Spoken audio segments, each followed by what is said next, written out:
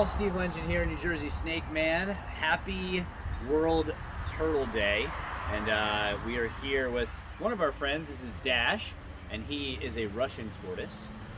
They're actually from Central Asia, more in Afghanistan, places like that, even parts of China, etc. But I figured we would start with the one that everybody corrects you on when you say it's a turtle, and they're like, no, that's actually a tortoise.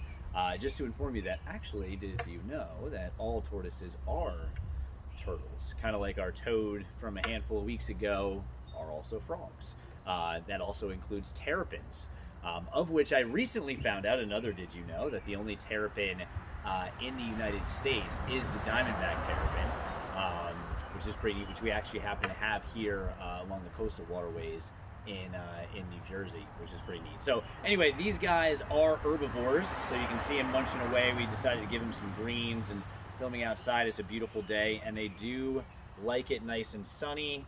They eat lots of these dark leafy greens, things like mustard greens, collard greens. I got beans, greens, potatoes, tomatoes, beans, greens, potatoes, tomatoes, beans, potatoes, tomatoes, etc.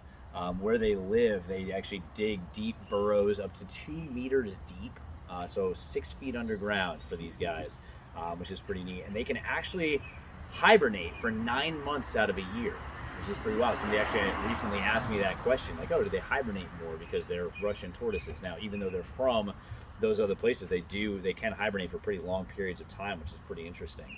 But we do also have some of what you would consider our more traditional turtles here. And we will start with a cute little bugger that will not stay so little as it ages. Many of you will recognize this one. And if you don't, we'll get up nice and close there. You probably recognize once you get to see that beak. This is the common snapping turtle. So you can see when they start out, their shells are actually relatively soft. They have a very small underbelly, and that's because they spend most of their time on the ground down at the bottom of a lake or a pond. A lot of times they'll get in water that's just deep enough that they can get their nostrils up to get a breath without having to get up and swim, which is pretty neat. Now, these guys will eat mostly fish, but they'll eat pretty much anything that will fit in their mouth, and including any animals that may have died in that lake and fall into the bottom, even things that are rotting like carrion. So they're pretty opportunistic feeders, but largely meat. They will get some plant matter in their diet throughout their lives, but many people will see these and they know those pretty well. Pretty much any body of water in North America, you can find snapping turtles. They're pretty common. Now, this one is a very cool little guy. He's got these cute little eyes, which are pretty neat. That is not a camera effect. That is actually what its eyes look like. And this is called a map turtle.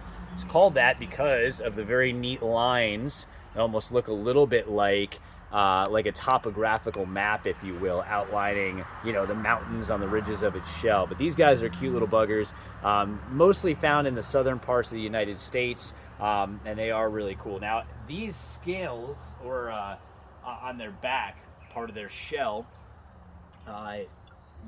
you may know, are actually part of their skeleton. So, back in the day, people used to carve initials and stuff. I think most people know better than that now, but that's actually part of their skeleton. They can actually feel it. We even do toothbrushes on the tortoises because they kind of seem to enjoy it. I don't think they actually do, but it's just a cute little thing they do. But their underbelly also has these scutes on it, just like a scute on a snake's belly, although used very differently. But they are different types of shells, if you will, and they will shed these, just like all reptiles. These guys do shed, so they'll shed these off kind of piece by piece. And sometimes you can kind of tell how old they are based upon their shell size and whatnot. Now, this is an eastern painted turtle, and you can see it gets that name because of that really pretty red color on it. This one's a bit of a rescue. You can see it may have gotten chewed up by an animal or something like that, but they are really resilient, so they will bounce back pretty well, and they can tuck their heads into their shells for protection there. Now, this one happens to be a male, and I want to show you guys a neat little thing. If you look at his very long, impressive fingernails, those are actually used for courting.